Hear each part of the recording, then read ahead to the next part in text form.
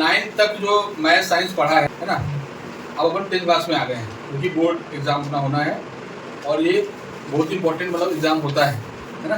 10th 12th सब board exam आते हैं। पहले अपन स्टार्ट करते हैं आपके 9th क्लास से ही कि आपने क्या क्या पढ़ा है और क्या क्या आपको आता है, उस हिसाब से हम फिर आगे बढ़ेंगे, ठीक है ना। पहले तो आप लोगों ने रियल नंबर पढ़ा है ना, हिंदी में बोले तो वास्तविक संख्याएं, वो ये हिंदी वाले, ठीक है ना। जानते हैं इसको कौन कौन सी रियल नंबर्स होती हैं? ये बोला 1 से लेके इन्फिनिटी तक, और माइनस के बीच में कर सकते हैं, माइनस के सारे ले लें, नेगेटिव और मतलब ये जीरो भी होता है क्या रियल नंबर? हाँ जीरो भी होता है क्या? होता है? कह सकते हैं। तुम बोलो ना यार, तुम दोनों यार हंस रहे हैं यार, तुम यार अलग बैठो यार, छोड़ो इधर बैठ, ये वहाँ बैठ। आप लोग को मजा आएगा। देखो मैं आपको भाई ऐसे समझना है ना, टीचर मत समझना, भाई ऐसे। चलो, जीरो भी होती है रियल नंबर, वास्तविक संख्या जीरो होती है, ठीक, और माइनस होती है, और होती है कितनी? इंफिनिटी। अच्छा 1.2 बोलूं तो ये है रियल नंबर, रैशनल और जो वो रैशनल और इरेशनल, हाँ ये दोनों रियल नंबर में आते हैं। तो 1.2 है रियल नंबर, वास्तविक संख्या है 1.2। वास्तविक संख्या है। चलो 3/4 ये है, भाई इरेशनल तो है, क्या ये रियल नंबर है कि नहीं ये बताओ? नहीं है, है रियल नंबर है। भैया बोला नहीं है, चलो ठीक है, क्या नाम भैया बताया? चलो बाकी लोग बोल रहे हैं कि है, ठीक, आगे बात करेंगे। ये वैसे रियल है ना। अभी तक आपने जो भी संख्याएं पढ़ी हैं सब रियली पढ़ी है ना। रियल के अलावा आपने कोई संख्या पढ़ी ही नहीं है बचपन से लेकर अभी तक। मतलब जो 1/2 टाइप किया, -1/2 या 3/4 टाइप या 1.23 इस टाइप की पढ़ी होंगी, या 1.33 इस टाइप की, ये सब जो पढ़ी हमने रियल ही पढ़ी अभी तक भाई। नॉन रियल तो पढ़ी ही नहीं अभी तक। जो भी आप जानते हो पाई ये सब रियल है, ठीक है। चलो अपन कुछ चीजें और बताएंगे आपको। तो रियल नंबर के दो पार्ट अपन करते करेक्टली बनाते हैं, एक तो हो गए रेशनल नंबर और एक होती है इरेशनल नंबर, ठीक है। रियल में दो पार्ट है, रेशनल और इरेशनल। तो रेशनल नंबर कौन कौन सी है? जो नंबर डिवाइड हो सकते हैं, तो डिवाइड हो सकते हैं। पी बाई क्यू के फॉर्म में, राइट। क्या नाम है आपका? कहाँ रहते हैं? जिनको अपन पी बाई क्यू के फॉर्म में लिख सकते हैं, है ना, where Q not is equal to 0, मतलब क्यू 0 नहीं होना चाहिए। पी बाई क्यू में जिसको भी लिख सकते हैं इस फॉर्मेट में, वो सब रेशनल नंबर होती है। हिंदी में क्या बोलते हैं रेशनल को?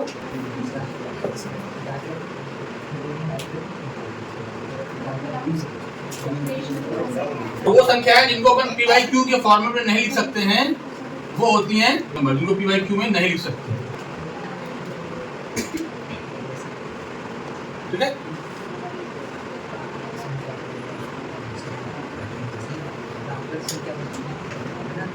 परिमेय संख्या है ना, हिंदी में परिमेय संख्या और ये अपरिमेय संख्या है ना। इसके एग्जांपल बताओ, रेशनल के बताओ। पी बाई क्यू मतलब 1/2 रेशनल है, 2 है क्या रेशनल? हाँ है, क्योंकि पी बाई क्यू जो है 1 नीचे है ना, वो तो एज इट इज 1 लिख सकते हैं ना 1 नीचे, ये भी भाई रेशनल है। 1.2 है क्या रेशनल? तो है ना रेशनल है ना, इसको अपन 12/10 लिख सकते हैं ना पी बाई क्यू के फॉर्म में। ये अभी आप जाओगे डिस्टर्ब मत करो, ठीक है। अच्छा ये 22/7 ये है क्या रेशनल? ये भी है, ठीक है। 0 है क्या? है, ये 0 अगर p है तो है, ये 0 p है तो है, ये भी है ना, p बाई 0/1 लिख सकते हैं ना यार, p बाई क्यू फॉर्म में। अच्छा पाई के बारे में क्या बोलना चाहते हैं? पाई रेशनल की रेशनल है, ठीक है। क्यों भैया बताओ? नहीं वो हम बताएंगे। पाई की अप्रोक्सीमेट वैल्यूज नहीं होती है, अप्रोक्सीमेट अपन सॉल्व करने के हिसाब से 22/7 पर ले सकते हैं, या 3/4 ले सकते हैं, 3/4 ले सकते हैं, है ना। 22/7 लिखेंगे तो ये तो रेशनल है, पर पाई जो एग्जैक्ट इसका जो वैल्यू आती है ना, वो इरेशनल संख्या की वैल्यू आती है, ठीक है ना। 22/7 और 3/4 ये रेशनल है पर ये इरेशनल है, ठीक है। अच्छा अब रेशनल में भी देखिए दो पार्ट होते हैं हमारे पास, डिजिट पढ़ो ना, positive integer, negative integer, zero integer, positive integer, negative integer और एक जीरो वाला अलग से आता है, ठीक है। इसमें पी बाई क्यू वाला फॉर्मेट नहीं चलता है, मतलब अपन पी बाई क्यू सभी लिख सकते हैं ना, रेशनल है तो पॉजिटिव कौन सी संख्या होंगी जब 1 2 3 ऐसे करके इनफाइनाइट तक, ठीक है। नेगेटिव कौन सी होंगी? -1, हाँ -1 -2 -3 और 0 एक अलग से ही आ रहा है, और 0 इंटीजर, ठीक है। ये क्लियर है? पढ़ दो, ये क्लियर है क्या? इसमें नोट करना है, इसमें कर लो, आता है सब। चलो अब मैं पूछूंगा फिर आपसे, आपको आता है ना फिर। चलो ये बताओ 1.8 ये संख्या रेशनल है कि इतना बड़ा इसलिए बोल रहे हो क्या रेशनल है? नहीं सर, आपने उसको ऐसा किया ना इसलिए, क्योंकि ऐसा तब करते हैं तो नॉन टर्मिनेटिंग हो रहता है नंबर। हाँ ठीक बोल रही हो कुछ। अब ये बताओ ये रेशनल की रेशनल है। हाँ क्योंकि इसमें 3 रिपीट हो रहा है बार बार। पर ये रिपीट कर रहा है ना बेटा। वही तो बोल रही हूँ 3 रिपीट हो रहा है हाँ इसलिए। इसलिए रेशनल है वो, तो रेशनल आएगा। इसलिए रेशनल है। हाँ रिपीट है इसलिए रेशनल है। हाँ तो ये रेशनल। इसमें क्या है, जो नॉन टर्मिनेटिंग दोनों है ना, नॉन टर्मिनेटिंग है मतलब टर्मिनेट नहीं कर रहा है वो, टर्मिनेट मतलब रुक नहीं रहा है कहीं पे भी। जैसे कि 1.5 है ना, ये 5 में रुक गया, ये तो रेशनल है ही है, इसमें कोई दिक्कत ही नहीं है आपको। किसी को 15/10 लिख सकते हैं ना। पर इसमें देखिए आप, इसमें सेम नंबर ही रिपीट हो रहा है ना, सेम नंबर रिपीट हो रहा है ना आगे, इसको अपन ऐसा लिख सकते हैं ना 1.3 इसका बार लगा दो, ऐसा भी लिखा है क्या? हाँ। तो ये हमारी रेशनल है, क्योंकि ये रेशनल मीन्स आपकी परिमेय संख्या है, क्योंकि ये इसमें एक ही नंबर बार बार रिपीट हो रहा है, इसलिए रेशनल है। इसमें क्या है, नंबर में कोई रिपीटिशन नहीं दिख रहा है ना, बोलो ना। हाँ अनइवन नंबर से मतलब। हाँ ये क्या है, नॉन टर्मिनेटिंग नॉन रिअकरिंग, मतलब कि टर्मिनेट नहीं हो रही है, नॉन टर्मिनेटिंग है, और नॉन रिअकरिंग मतलब वो जो पैटर्न है वो रिअकर नहीं हो रहा है, दोबारा से नहीं आ रहा है बार बार, है ना। ये हमारी हो जाएगी इर्रेशनल, ठीक, और ये हमारी हो जाएगी रेशनल। ये नॉन टर्मिनेटिंग और रिअकरिंग है, मतलब नॉन और रिअकरिंग है। ये चीज आप नोट कर लो, ये पॉइंट नोट कर लो, आप ये पॉइंट नोट कर सकते हो, इंपॉर्टेंट।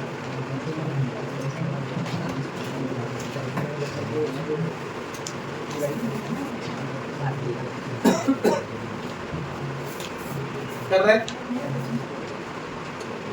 ये रेशनल का एग्जांपल है ना।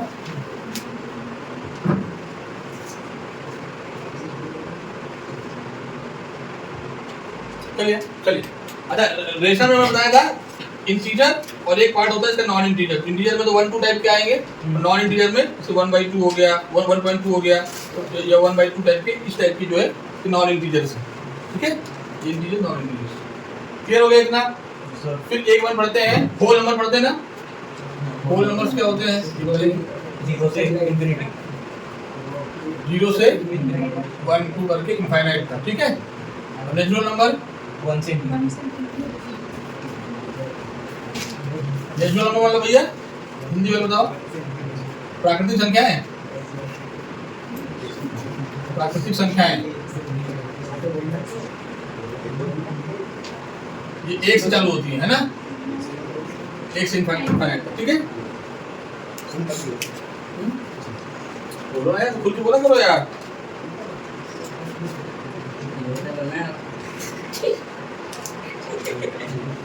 चलिए मिला तो समझ आ गया ना। अच्छा चलो अब बताओ मुझे अच्छा एक और इवन और देख लो, और संख्याएं और एक इवन संख्याएं, ये सम और ये विषम। बताओ और संख्याएं कहाँ से स्टार्ट होती है? विषम संख्या 1 से 1 3 5 ऐसा, और सम संख्या कहाँ से स्टार्ट होती है? 2 से। 0 से 0 ठीक है, क्लियर है? तो नोट करना है इसमें, अब क्वेश्चन दो इस पे, तो पढ़ाई उत्तर भी दूंगा। रेशनल इक्वेशन में आ गया सब, चलो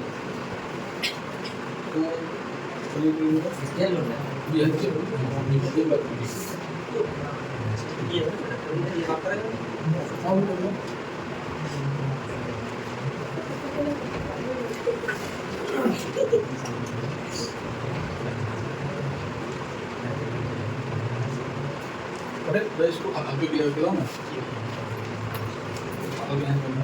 एक सेकंड। चलिए अब मुझे एक क्वेश्चन बताइएगा आप लोग,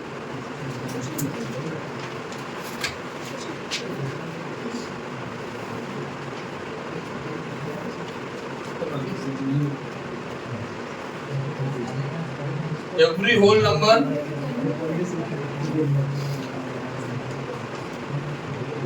is a natural number, सही है क्या? सही है sir.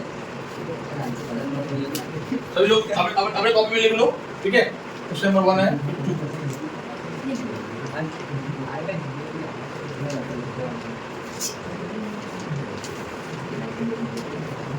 every integer is a rational number। Copy में लिख लेना सब, ट्रू फॉल्स जो भी है।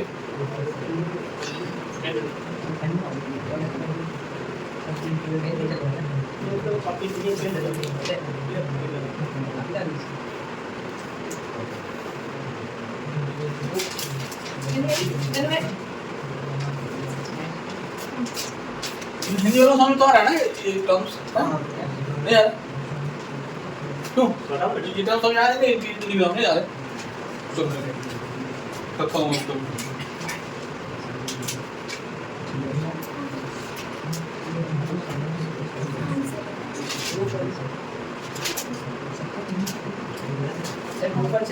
ट्रू फॉल्स है ना? True false. अभी हिंदी वालों की करता हूँ।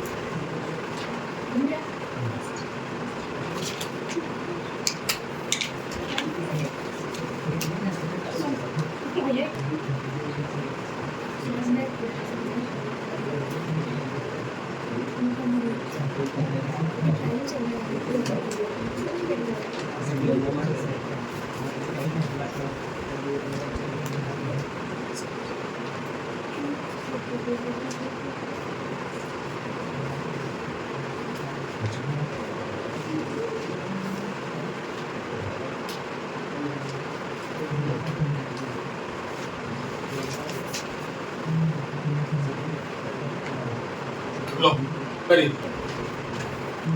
इनको लो यार लिखो ना लिखो मैं देख लूंगा अब एक बार गलत है फिर से लिखो इसमें कारण लिखो आपने जो सही गलत बताया है ना वो कारण क्या है तो समझो और लिखो उसको क्यों ऐसा कह रहे हो क्या सोच के लिखा है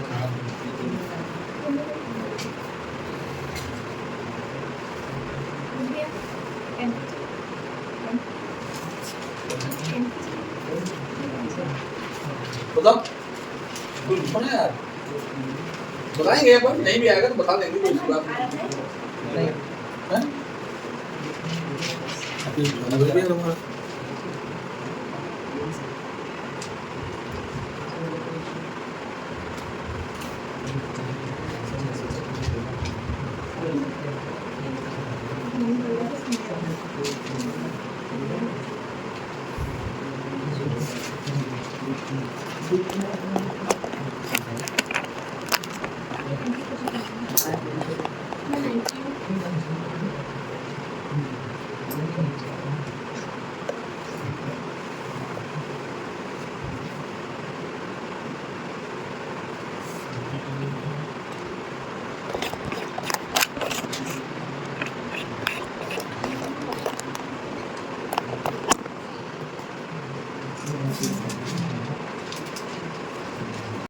क्या है अभी नहीं कहा तूने बोलना ट्रू सत्य सत्य सही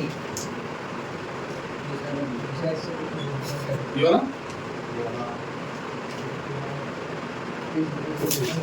ट्रू है ना बताया था 0/1 परिमेय था जो p/q की फॉर्म लिख सकते हैं अपन है ना p/q की फॉर्म लिख सकते हैं where q not equals to 0 है ना p/q ये हो गया p ये हो गया q है ठीक है ट्रू ट्रू तीनों ट्रू है एक बढ़िया लिखा ये वाला गलत क्यों लिखा ये गलत है दो ना क्या सभी पूर्णांक संख्याएं परिमेय संख्याएं हैं पूर्णांक संख्या कैसे हो गई जैसे 1 2 इस टाइप की तो परिमेय तो है p/q 1 नीचे लगा दो p/q हो तो गया है p/q फॉर्म में है ना ट्रू है ना क्लियर है अभी बताइए ये होल नंबर स्टार्ट होती है कहां से 0 से नेचुरल नंबर स्टार्ट होती है कहां से 1 से ये 1 2 3 ये तो हमारी होल नंबर भी है ना यार नहीं है क्या होल नंबर में पूर्ण संख्या है तो ये पूर्ण संख्या है ना नहीं है 1 2 क्लियर है सिंपल ही था ये चलो ये तो हो गई बेसिक आपकी जो नंबर सिस्टम में पढ़ते हैं उसके बारे में एक अपन आता है प्राइम नंबर आता है पता है क्या होता है भाज्य अभाज्य संख्याएं अभाज्य संख्याएं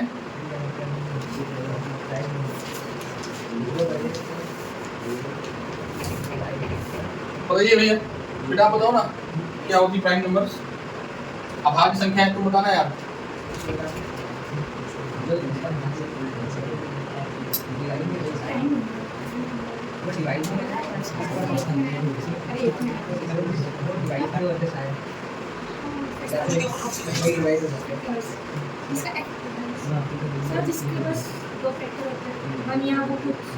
तो डिवाइड में होते हैं या तो कुछ से होंगे हाँ या फिर 1 से होगा हाँ प्राइम नंबर राइट। तुम बताओ भाई भाज्य संख्या बताओ क्या होती है? सर जो ओके के प्योर 1 से सुनिए आप सही बोल रहे हो, आप बताओ इसका कुछ में नहीं आता या 1 से डिवाइड हो, ठीक है ठीक है, सही नहीं बोल रहे हो वैसे तो। ऐसी संख्या है इसके दो फैक्टर हो, या जो खुद से डिवाइड हो या 1 से तो होगी या 1 से हो, ठीक है। ओनली 2 फैक्टर्स, या हिंदी बोले तो 2 गुणनखंड हो उसके, या अपन कह सकते हैं या तो 8 से डिवाइड हो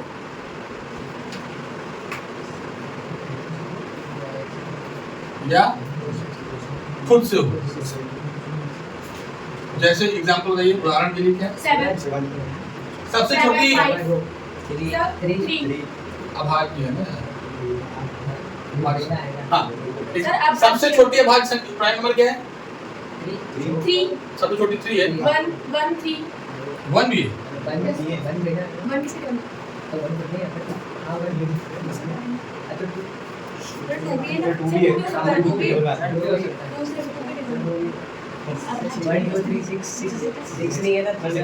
बोलते हो तुम तो 6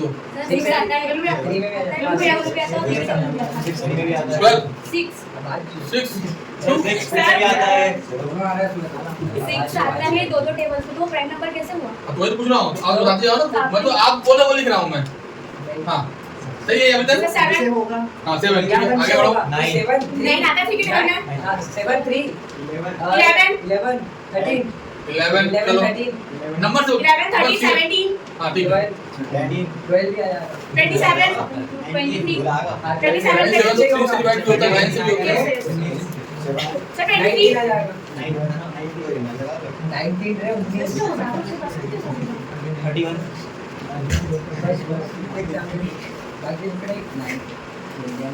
अब इस 1 पे डाउट लग रहा है तो समझो आप 1 के लिए, 791 और ऊपर मैंने क्या लिखा, ओनली 2 फैक्टर समझ नहीं दिख रहा,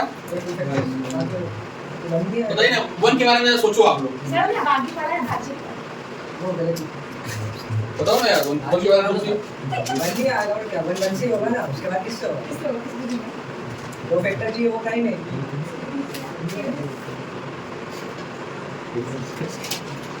1 की केवल एक ही फैक्टर है ना यार, 1 ही तो है, 2 फैक्टर का है। 1 नहीं आएगा 1 नहीं आएगा 1 नहीं आएगा ना, तूने नोट कराया 1 नहीं आएगा, सर तो आप मतलब 3 से स्टार्ट हुआ था 1 है ना।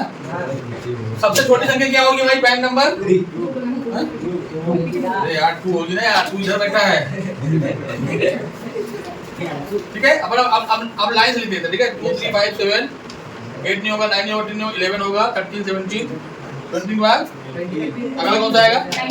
19 चलो आगे, फिर 20 21 22 हो जाएगा, 23 नहीं होगा, 27 3 से भी होगा 9 से भी होगा 27 3 से हो जाएगा बेटा, सर 9 से 3 से हो जाएगा, 9 से हो जाएगा, 27 27 से होगा ही होगा, इसके बाद 4 संख्याओं से डिवाइड हो जाएगा, तो 24 नहीं होगा, 25 26 27 28 29 आएगा, फिर 31 ऐसे आएंगे, ठीक है क्लियर है।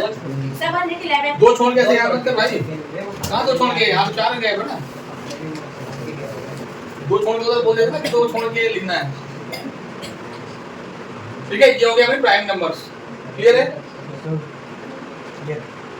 तो अगला अपन पढ़ते हैं, एक पढ़ते हैं कंपोजिट नंबर्स या भाज्य संख्याएं ना, कंपोजिट नंबर पढ़े हो, इसके 2 से ज्यादा फैक्टर्स होते हैं, ठीक है सिंपल है। कंपोजिट नंबर के मोर देन 2 फैक्टर्स 2 फैक्टर्स होते हैं, और इसमें क्या है, ओनली 2 फैक्टर्स, ओनली 2 फैक्टर्स। 1 अपन ने इसलिए हटाया था क्योंकि इसका एक ही फैक्टर, 2 फैक्टर कहाँ है इसके, ठीक है ना। इसमें 2 देखो 1 तो है ये फैक्टर और एक 2 है, 2 फैक्टर ओनली 2 फैक्टर है ना।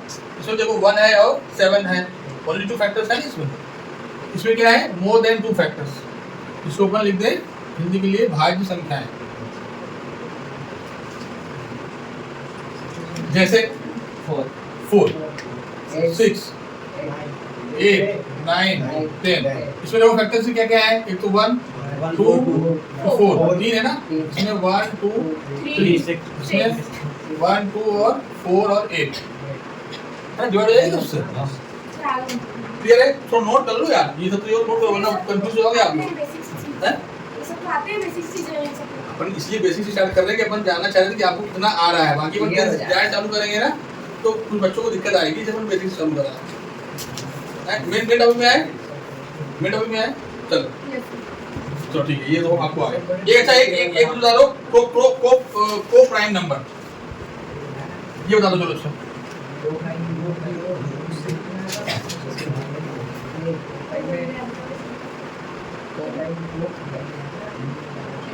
बताओ,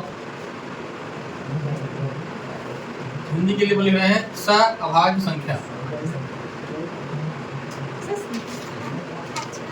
बताइए। ऐसी दो संख्याएं जिसमें कुछ भी आपस में कॉमन फैक्टर नहीं हो एक्सेप्ट 1 के, दो संख्याओं की बात चल रही है इसमें, ठीक है। इसमें आपस में कॉमन कुछ भी नहीं हो 1 के अलावा, 1 तो होगा ही, जैसे कि मान लो 1 और 3 है, इसमें आपस में कुछ भी कॉमन फैक्टर नहीं है ना दोनों का, तो 2 और 4 है ना, तो 4 2 से डिवाइड हो सकता है, ये भी 2 से हो सकता है, तो ये को प्राइम नहीं है ना, क्लियर है। जैसे कि अपन 8 और 15 ले रहे हैं, 8 और 15 क्या ये को प्राइम नंबर है या नहीं? को प्राइम है ना, कोई भी कॉमन फैक्टर नहीं है ना इसमें भाई। इसके बनने फैक्टर लिखें 2 4 1 8, इसके फैक्टर लिखें तो 1 3 5 और 15, है ना, कॉमन फैक्टर कुछ भी नहीं है ना इसमें, 1 तो रहेगा ही, तो ये हमारी हो जाएगी को प्राइम संख्या, ठीक है। अब ये अपना बेसिक अपन ने जो बताना चाह रहे थे वो हो गया। अब अपन आप लोग बोर हो रहे बहुत देर से,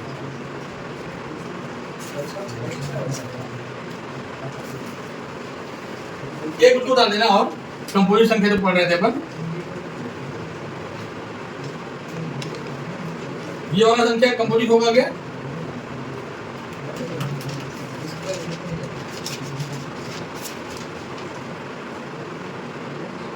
ये बताओ ना, होगा कंपोजिट नंबर है, प्लस है, ये मल्टीप्लाई ये प्लस है, मतलब ये भाज्य संख्या है क्या? ये आपकी क्लास 10 की बुक का है।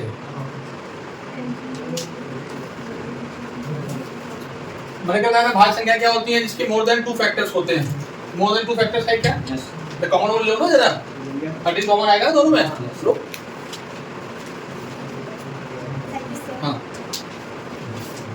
देखो ये भाज्य संख्या है क्या?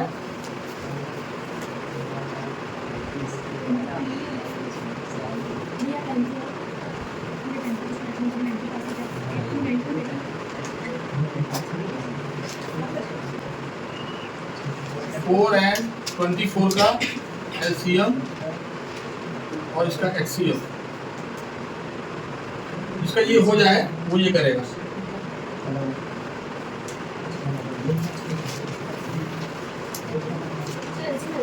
हाँ तो पहला हो गया, पहला हो गया,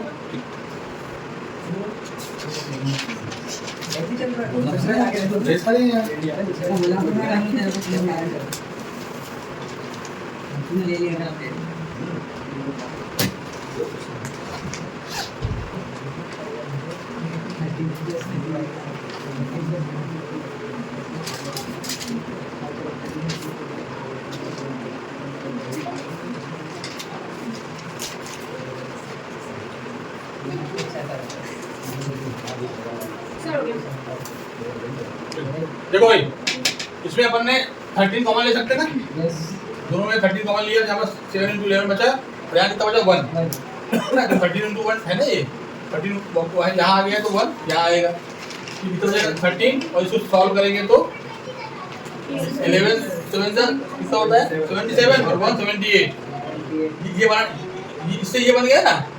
अब 78 के तो वैसे बहुत सारे फैक्टर्स हैं, इस संख्या के कितने फैक्टर्स बताओ? बहुत सारे हैं ना, 1 तो है ही है, तो मोर देन 2 फैक्टर हो गया ना इसका, मोर देन 2 फैक्टर हो गया ना, मोर देन 2 फैक्टर हुआ तो इसलिए कंपोजिट नंबर है ये, ठीक है। मोर देन 2 फैक्टर है ना, इसको अपन ने चाहो तो और तोड़ लो इसको 2 इंटू 39 लिख सकते हैं, है ना। 45 दूनी 78, 4 फैक्टर हो गए, और तोड़ सकते हैं इसको 3 इंटू 30 लिख सकते हैं ना। इसके तो 1 2 3 4 5 फैक्टर हो गए ना, मोर देन 2 चाहिए मुझे 5, तो ये अपना आंसर तो यहाँ भी आ जाता है, मोर देन 2 यही दिख गया अपने को। और इसको और सॉल्व करना चाहे तो इतना फैक्टर्स क्या है, क्लियर है। अब एलसीएम एचसीएफ निकाला क्या हमने? Yes sir. बताना।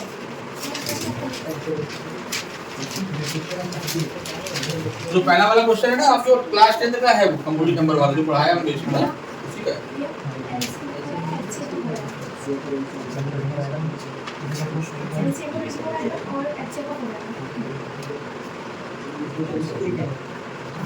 तो बड़ा नंबर दीजिए ना। बड़ा नंबर तो एक आप भी ले लेते हो बड़ा। सर मेरे लिए भी बता सकती है। चलो ये लो 96 और 404, इसका एलसीएम भी निकालना है और एचसीएफ भी निकालना है। Thank you sir. बताओ।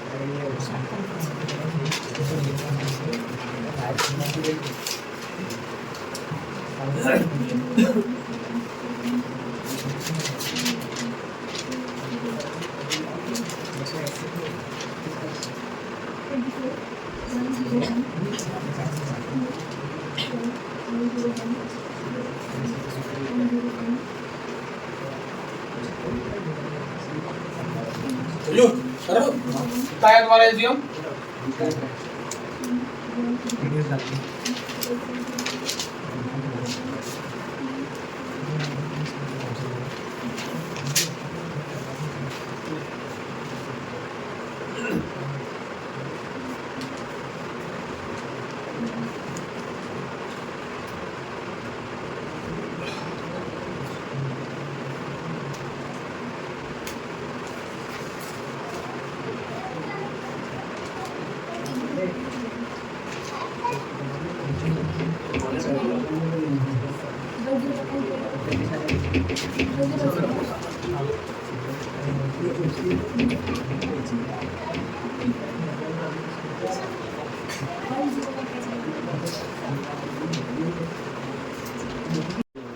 और एचसीएफ पाया 4।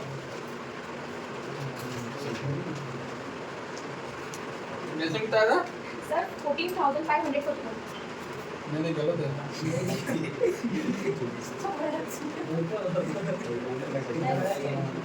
नहीं तो फिर आया 100 से मिल जाती है ना। अरे नहीं बेटा इतना बड़ा कहाँ से आएगा?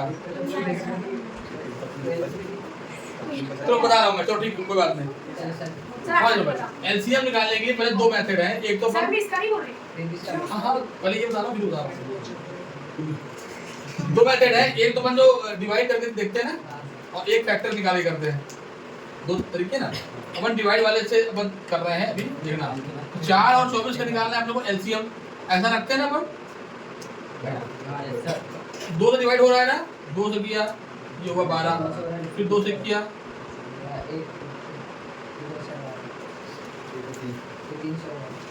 ठीक, यानी कि इसके जो ये जो आ रहा है ना इसको मल्टीप्लाई कर लीजिए आप, कितना आएगा 2 से 4 निकाल लीजिए 8 से 24, ये है 24 तो आ गया इसका एलसीएम। एलसीएम निकालने के लिए जो छोटी संख्या रहती है उसका भाग देते हैं बड़ी वाले में। ये पूरा कट गया ना, पूरा कट गया ना, 4 6 का 24, जो काट रहा है वही हमारा एलसीएम हो जाएगा ठीक। इसका एलसीएम कितना आया 4, एलसीएम कितना आया 24, इसका 4 और 24 का ठीक। अपन यदि एलसीएम और एचसीएफ को मल्टीप्लाई करें कितना आएगा, एलसीएम इंटू एचसीएफ कितना आएगा मल्टीप्लाई करें तो 24 ये है और 4 ये कितना होगा, कितना आएगा ये, अरे 24 इंटू 4 करो ना, 4 × 16 4 × 8 96 आएगा ना। और अपन और जो संख्या दी जो संख्या दी गई है इसका आपस में मल्टीप्लाई करो कितना आएगा, अच्छा संख्या का आपस में मल्टीप्लाई करो कितना आएगा 96 आएगा ना। अपन ने क्या देखा इसमें, दो संख्याओं को जब मल्टीप्लाई करें तो वो बराबर होता है एचसीएफ और एलसीएम के प्रोडक्ट के बराबर। तो मैं दो संख्याएं हैं ए बी, है ना, उसके लिए क्या है ए इंटू बी यदि आप कर रहे हो एलसीएम ऑफ ए बी और एचसीएफ ऑफ ए बी, ये फार्मूला सही है ना, अपने चेक भी कर लिया ना। दो संख्याएं हैं, अभी क्वेश्चन आपको दूंगा, दो संख्याएं दूंगा और बोलूंगा कि उसका एलसीएम कितना है, एचसीएफ फाइंड आउट करो, फाइंड आउट कर लेंगे इससे फॉर्मूले से। चलो अब इस पे बनाते हैं 96 और 404 वाले को।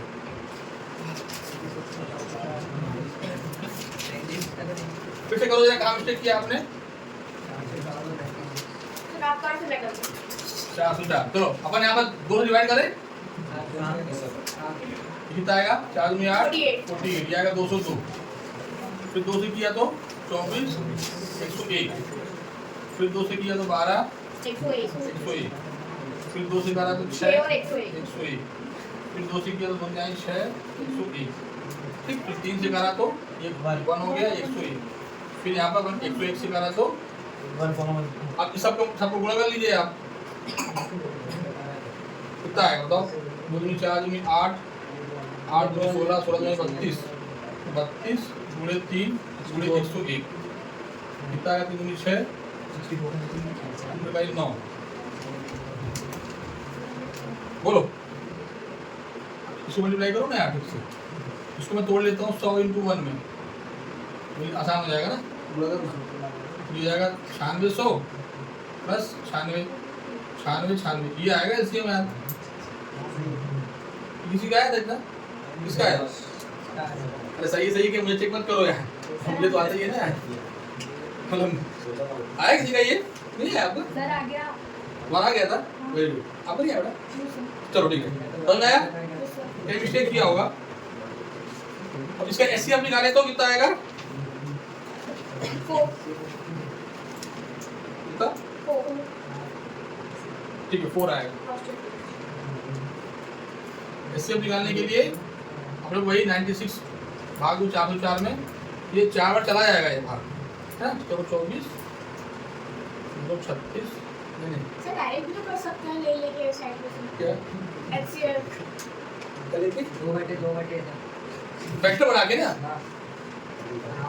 अलग-अलग कॉलम बना के 96 को 44 पे डिवाइड कर लीजिए, बहुत आएगा आंसर। 96 को 44 404, तो ये भाग दिया ना, जैसे एलसीएम निकालिए ऐसे फैक्टर बोल रही है, फैक्टर बना के कॉमन ले लिया होगा, ठीक है, वो भी तरीका है ना, एक भाग देखी भी है और एक फैक्टर बना के कॉमन ले लिया होगा, ठीक, वो सही। अपन कभी और पढ़ाएंगे डिटेल में आपको, अभी तो अपन बेसिक अपन पढ़ा रहे हैं। तो ये वाला क्वेश्चन आप और कर लो, फिर अपन छुट्टी करते हैं आपकी आज की।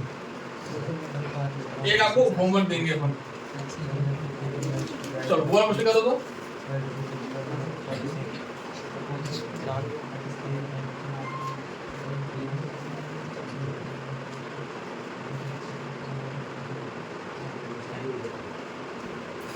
यही होमवर्क यही क्वेश्चन होमवर्क नोट दे कर इसको। लो, यही होमवर्क करके आना। इसमें भाई हिंदी वाला लग रहा है ना, क्या बोल रहा है? एक हमारा सर्कुलर पाथ है, वृत्तीय मतलब रास्ता है, ठीक है। इसमें दो बच्चे हैं जो दौड़ रहे हैं, ठीक है, सोनिया और रवि। एक सोनिया है और एक रवि है, ये दोनों सेम डायरेक्शन में एक ही समय में एक ही पॉइंट से रनिंग कर रहे हैं, दौड़ते हैं ना अपन, जो 200 मीटर की रेस होती है वैसा। एक सोनिया है और एक रवि है। तो सोनिया टाइम कितना ले रही है? 18 मिनट, और ये 12 मिनट लेती है समय, मतलब ये 18 मिनट में ये यहाँ से घूम के यहाँ आ जाती है, ठीक। और रवि 12 मिनट में यहाँ घूम के यहाँ आ जाता है। तो बताना है कि कितने समय के बाद ये एक दूसरे को मिल जाएंगे, एक दूसरे से। हाँ, तो ये 18 मिनट में घूम के सर आएगा, तो ये तो 12 मिनट में ही घूम के आ जाता है ना ये रवि। तो रवि जब दोबारा घूम के यहाँ आ जाएगा तो उसमें सोनिया पीछे रहेगी ना यार, रहेगी। तो 18 मिनट में पूरा करती है गोला, स्लो चल रही है सोनिया, रवि तेज है। जब रवि घूम के यहाँ आएगा तो सोनिया पीछे रहेगी ना यार, तो 6 मिनट के बाद यहाँ पहुँचेगी वापस, 6 मिनट के बाद ये वापस यहाँ पहुँचेगी, तो रवि और आगे पहुँच जाएगा। फिर रवि यहाँ जाएगी तो सोनिया पीछे रहेगी, तो कितनी देर के बाद ये मिल जाएगी? नहीं मिल पाएंगे। और पीछे पीछे होते होते आगे पीछे होते होते मिल जाएगा ना एक जगह। हैं? कितनी देर के बाद मिलेंगे? नोट कर लो जरा। ये एनसीईआरटी क्वेश्चन है भाई, ये एनसीईआरटी क्लास 10 का ही है।